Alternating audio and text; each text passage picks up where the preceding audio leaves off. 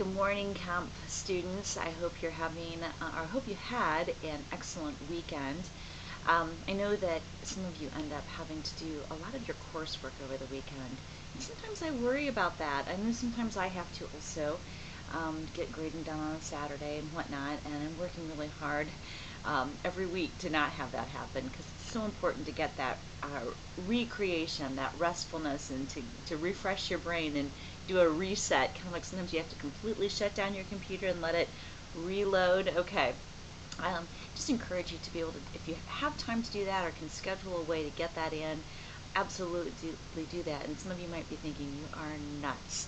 And maybe I am. Maybe my goals, maybe I wouldn't feel so much pressure on a Friday if I didn't have that goal. But I do find that having at least part of the day on Saturday or all of the day on Sunday um, is really helpful in doing better, actually being more effective during the week. So good luck with that goal. I'm looking at the syllabus here in front of me, and I can't believe we're heading straight into October already. I start sounding like an old woman when I say, oh my goodness, time goes so fast, right? The weeks go slow, but time goes fast, something like that. Anyway, we are wrapping up our literary essay week unit this week, and a couple things I want you to consider. First of all, obviously always review the expectations for the paper in terms of length and content and so forth. But this week you're going to be turning in a peer edit as well as a final draft. Clarification for the peer edit. I'd like you to post your rough draft. And if, by Wednesday or so, all you have is a small chunk, maybe a couple body paragraphs, maybe your intro and thesis, do post what you have. I'm more concerned with being able to get those up early and get you the information you need for where you're at rather than it being complete. So, for example, dropping things. If you have your intro done and that's it by like Wednesday or Thursday, post that so that somebody else has a chance to acknowledge it and give you at least feedback on that portion. And you may even, some of you are doing this and I like this, suggest to your classmates what it is you would like them to look at for the part you've posted. So if you're not sure about your thesis statement, for example, have them look at that. Direct them there and solicit their feedback. Nobody really wants to hear, oh, hey, good job, good writing. I mean, that's good, but it's not enough. We want to know what's good. We want to know what we need to improve. We want you to nitpick. A lot of you have said on your feedback form to me that this part has been so valuable to you. So continue that. You guys are doing a great job. Then, of course, the final draft is turned into me with the feedback form. Some of you forgot the feedback form, or you, when you went to copy and paste it, you only gave the part that's your portion. If you could copy and paste the entire portion, the chart rubric thing included, and the 2 questions at the end that I fill out, that'd be super. And to get them to paste properly, use the first paste option when the 3 come up. It's the one that keeps the source formatting so that it looks like a chart once you paste it, okay?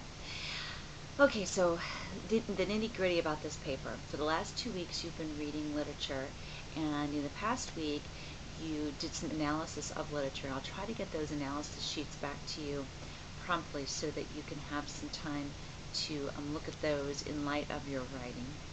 If you need prompter feedback and have specific questions, by all means use that discussion board or send me a message. But you're focusing in on only one source, and I really don't want you to use outside sources. I want this to be about you and the text. And so when you cite, you're only going to cite the one poem or story you use. Some students get concerned about, well, if I choose a shorter piece, then I won't have as much to write about. And while that may be true to some degree, I actually believe choosing something that's short can let you go deep. That's not to say you shouldn't choose the longest short story that's in the options, but it does mean that it may allow you to really do a line-by-line analysis of Dickinson,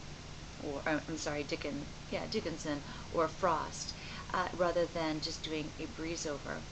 I also encourage you to go beyond what the author means and either apply it out or show how there's a depth of insight there that resonates. Is there a universal theme? Is there something that's uniquely arguable about the author's view? Do you agree with the author? Perhaps you even disagree with the author.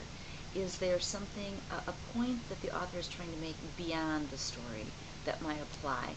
Uh, you can look at the story for what it is, but also stretch a little bit. Try to avoid stating the obvious. Um, and that's challenging. That's where you refer back to the worksheet. That's where you look back at everybody's thoughts on this particular piece in the discussion board.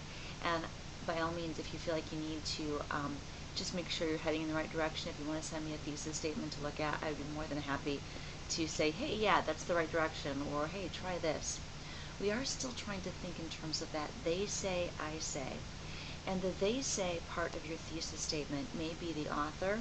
The author is saying this, and I agree. Or it may be something like society says this, but the author counters with, but I agree with the author's counter argument when you can do something like that. Um, just, again, stretch beyond the obvious, go deep instead of broad, and remember to pull out any literature terms that you can dust off. And there are some in the textbook to help you refresh your mind, or even just using concepts straight off of that worksheet. Makes a good argument, but leaves out this. Makes a point about how we should live our lives, but neglects to address, these things. Um, Comparable to this movie. Both movie and book are making this point. Those kinds of statements are good statements to make in a literary analysis. You are not judging the effectiveness of the literary piece, where that's more of an evaluation. Right now you're taking it apart, analyzing it, and looking for the argument and how you want to respond to that argument. You have a great week. Let me know if there's anything I can do for you, and we're charging right along. This is week 7 on a 15-week course, so I think that makes us halfway, baby. All right, talk to you later.